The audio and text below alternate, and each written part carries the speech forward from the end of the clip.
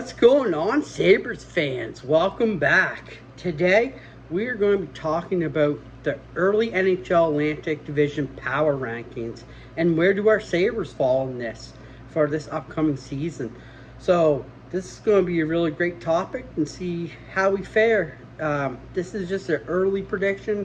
I would take it with a grain of salt, but it looks pretty good, and I feel like it could be right there, depending. But as we know, Buffalo Sabres are riding that 14-year playoff drought. An initial look at the Eastern Conference and Atlantic Division suggests the road to the postseason will be a tough one again. But we'll see. I have faith in the Sabres team. A lot of us are a little bit down on it, but I think this might be one of our better teams this upcoming season. I still think we need that potential 6 top forward, but hopefully we get that in one of our players stepping up. So yeah, the Buffalo Sabres path to the playoffs didn't get much outside help this summer. The back-to-back Stanley Cup champion Florida Panthers were able to retain a vast majority of their title-winning core, and many of their other Atlantic Division members upgraded their roster during the offseason as well. Panthers are going to be the Panthers. We know that. That team is so strong from the first line down to the fourth line, from the first D pair down to the third D pair, plus all the other weapons they have that they can bring in as well. Toronto, I don't know how they'll fare, where they got rid of Marner, and they brought in Michelli, though, which I thought was a pretty good off-season move for them as well. It seems like they're getting a little bit more tougher. Boston, surprise, Boston really has downgraded this year to me. They didn't move up, they didn't move down. I found them downgrade a little bit. But yeah, the rest of the teams just slowly putting the pieces together. Montreal's going to be right there. Ottawa's got a good team now. They're young, but they've got that playoff experience now. They've got a little bit of veteran presence there as well. That's one team I'll be looking out for too, as well as the Ottawa Senators. Same with Montreal Canadiens.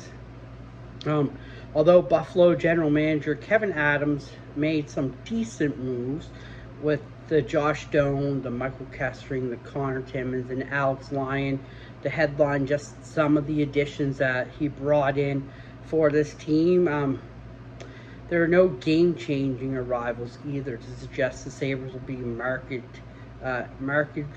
improved in the 2025-2026 season, at least not yet. I would love to see a couple of their younger players really step up this year. If we could get contributions out of some of them, like Jack Quinn, if we could get 25 goals out of him and be a 60-point player. Same with Coolidge. I would love to see Coolidge on the first line with Thompson. They played well together. Move Norris down to the second. I know it's not going to happen because Norris is your number one center, but I really think Coolidge could step up too, and I'd love to see him get 30 goals, hit that 60-point mark as well. That'll help this team as well. And I think Owen Power is going to have a huge year this year, especially with that little bit of help there on the backside with Kesselring, where he didn't have in Henry Gaharu. He kind of like was dragging Yokoharu with him every time he's going up the ice. So a little bit of that. As Hockey fans, we would expect Panthers stand on top of the initial divisional power rankings for the upcoming season, but there's a lot of room for debate elsewhere in the Atlantic. So we all know that Florida's going to be right there. That's a given. Florida is going to be number one. They're the reigning Stanley Cup champions. They did all the right moves, and it's paying off for them. So Florida Panthers at number one.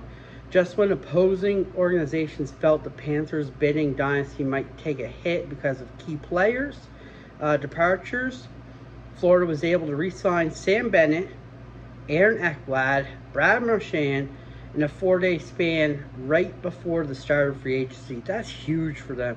They brought back this whole core for the Panthers. That team I don't know how they do it, but they find the players that fit that system, that want to play, that aren't money driven, that will take the bump just so they can bring in more players. They want to win. They want to build that dynasty there, and it's great to see for Florida. But now we want to see that in Buffalo. We want to see the culture change. We want to get in the playoffs. We want to break that drought. The Cats may spend most of the regular season on cruise control once again. They finished with the NHL's 11th highest point total in 2024-2025, but their roster was uniquely built to dominate playoff hockey. They're the team to beat when it matters the most, proven otherwise. So yeah, there's nothing you can say about Florida. If you have to beat them. If you can prove that you can beat them, then that's great for your organization. Buffalo, if we can get a win against Florida, that's huge for us. To me, that's a step forward. If we win against the Stanley Cup back-to-back champion, huge win. At number 2, before we get into number 2, though, I just want to take a second to say, hit that like button, hit that subscribe, hit that bell so you get notified when videos drop. Live's going to start happening, my reaction after games, everything like that, trades, all that stuff. And I'm getting my sources from Sabres Noise and a couple other insiders as well. So this is things that they put together, and I kind of put my little twist on them as well. But yeah, so back to it. At number 2, we have the Tampa Bay Lightning. This is one team you can never count out. I don't care who you are, you can't count out the Tampa Bay Lightning. It seems as soon as you do, that's when they rise on top again. The battle between Tampa Bay and Panthers, big brother, little brother, but now little brother is kind of winning that battle. So Tampa Bay, it's been a most quiet summer for the Bolts, which didn't come as a major surprise for anybody because they're usually a pretty quiet team. They have one of the NHL's best rosters and limited financial flexibility. They're also coming off a 102-point campaign where they finished with the league's second best goal differential in plus 75. So that's huge, and that's huge. John Cooper, one of the best coaches in the NHL, hands down. Certified Hall of Famer, in my opinion. The signing of Pontus Holmberg, who was a non-tendered by the division rival Toronto Maple Leafs and was one of the off-season's savviest moves. The 26-year-old winger was extremely strong defensively and in limited minutes for the Leafs should provide a nice boost to Tampa's bottom 6. Like I said, you cannot count out this Tampa Bay Lightning team. It seems players that teams don't want, they pick up and they turn into gems there. Same with Florida. It's like they pick up these players and they turn into gems. Those two GMs really know what they're doing. They want to win. They have the culture there. It took a while to build that culture, but just amazing. All right, Toronto fans, you're sitting at number 3 in this list. The Leafs are a tough team to place this preseason power rankings because their postseason failures are always going to overshadow the regular season success, which is true. The Leafs have made it they haven't made it past the second round yet.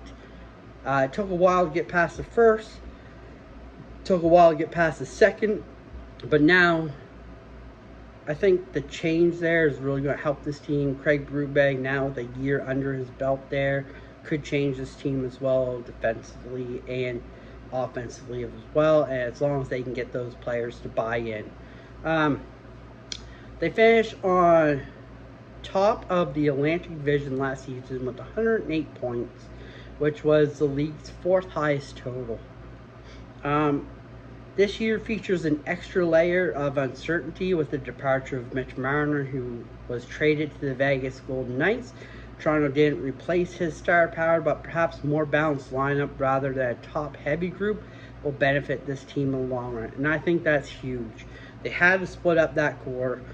I'm kind of glad Marner's gone there.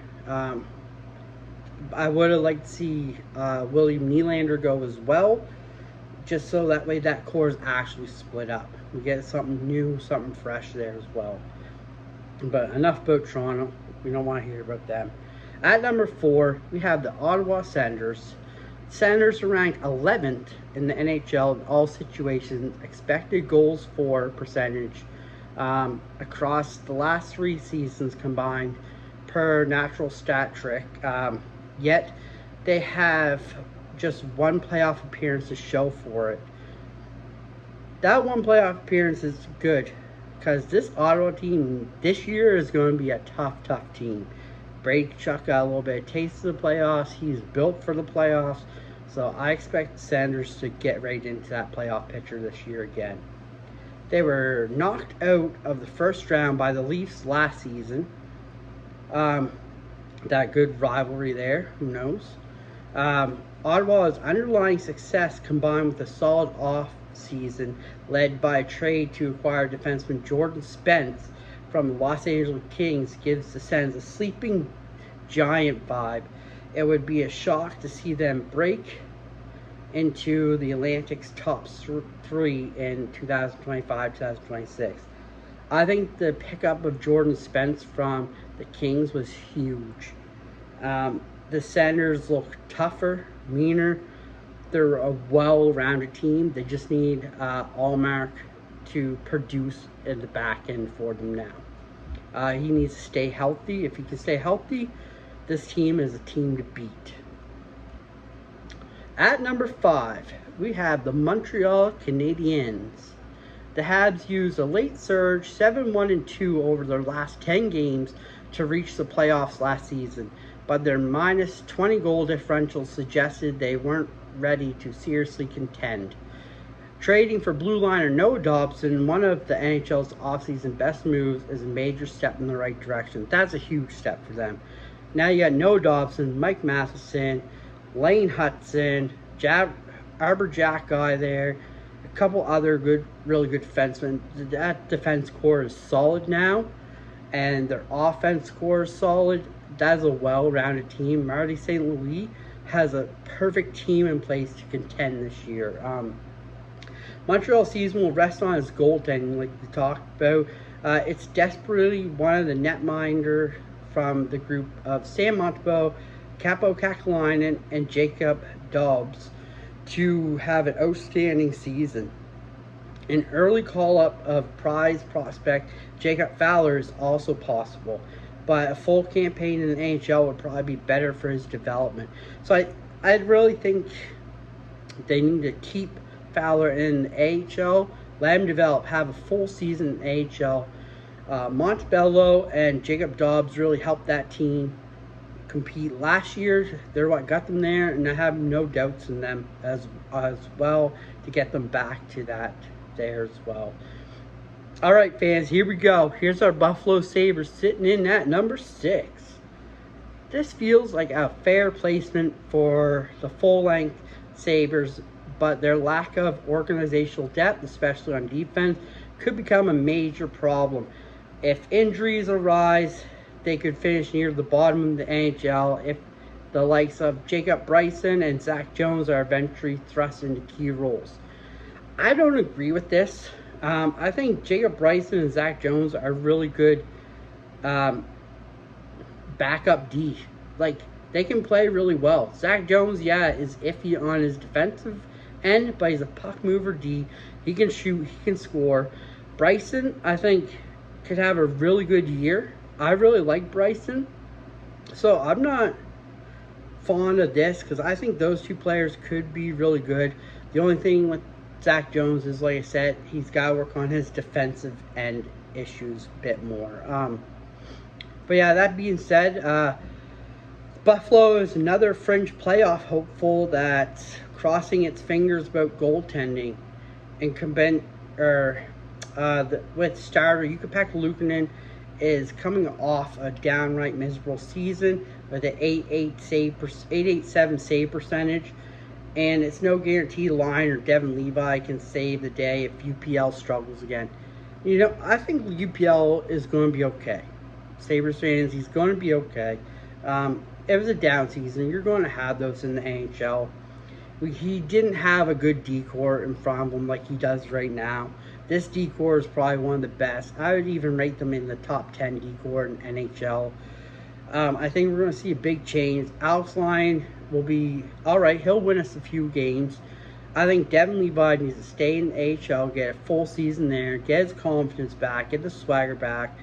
And then if something goes wrong, we call him up, and hopefully he takes the reins like a Jordan Binnington did for St. Louis in their Stanley Cup run.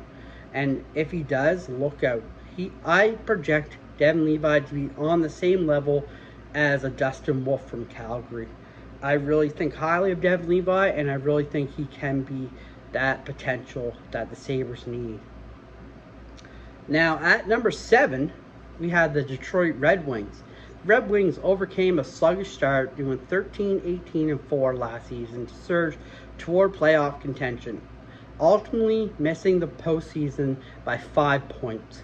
Given their strong finish, a more active offseason supplementing the roster would have created a real buzz and hope in Hockeytown. It seems Detroit has all of these pieces that every team would want, and they fall flat. I don't know what it is there. I don't know what's going on, but they really got to start getting something going there. I think with the pickup of John Gibson is really going to help that defend or that goalie need that they really need there, depending his health and if he can be a John Gibson of old. Instead, it's been relative mundane summer for general manager Stevie Y. It's hard to know what to expect from goalie John Gibson, like we just talked about, who bounced back last year after 2 poor seasons, and an additional of James Van Riemsdyk and Mason Appleton to the skating group don't move the needle. So Detroit really needs these young kids to step up this year. If they want to get to the playoffs, they want to go deep, they really need to step up. Shannon Plant or Stevie Yzerman, he built that team with young kids. He needs to start letting them go. If we're not winning, you need to bring in some more veteran presence that can help this team win. But just little thoughts on that. At number 8, to finish us out, we have the Boston Bruins, which they're going to be in retool or rebuild, as you would say. I don't think Boston's going to be at the top. I think they're going to be down at the bottom this year. So that's a big plus for Sabres fans. Toronto fans, you must be loving that. You won't have to face them in the playoffs. But yeah, huge disappointing season, I think, this year coming from the Boston Bruins. The Bruins hope number 7th overall pick, James Hagen, who starred at Boston College as a freshman last season, will become the face of the franchise next generation. So they're really thinking highly of James Hagen here. Could be the successor for Pasternak or McAvoy, depending on where they want to go, how the season goes. Are they going to want to be traded? Are they going to want to stay? That's going to be quite interesting to see for them as well. I think what hurt Boston last year was not having Swayman sign and it going on into the season there. I think that was a big burden on everyone there too. So it's going to take a multi-year rebuild effort to get the Bruins back into cup contention though. Which, like I said, it's going to be a retool and a rebuild for the Boston Bruins this season and a couple seasons going forth. It'll be interesting to see whether Boston heads more towards a full-scale roster teardown or if it's out of the playoff race by the trade deadline. For now, if it appears the front office will try to retool the organization without moving cornerstones like David Pasternak or Charlie McAvoy. I don't think they will, but you never know at the trade deadline. If something comes up and if they're not in the playoff and these two want to go for another cup, I think they will ask for a trade out. And I mean, if you're Boston, you have to honor that. These two gave you everything. You moved out Brad Marchand. one of your fan favorites, your captain. You moved him out. He went and won the Stanley Cup with the Panthers. You let him choose, and that was great on that organization. And hopefully they can do the same for these players if these players choose to go as well.